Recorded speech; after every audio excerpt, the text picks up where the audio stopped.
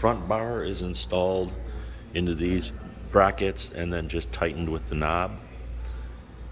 And then the rear bar and cooler installed at this holder installed at the same time.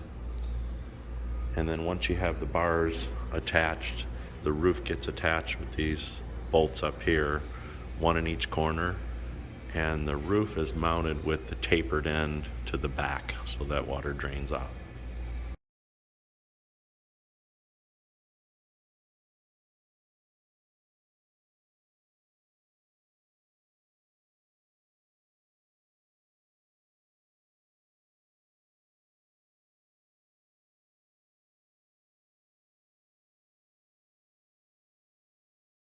When installing the windshield on the SR4, there are holes in the plexiglass, but no hose in the bar here.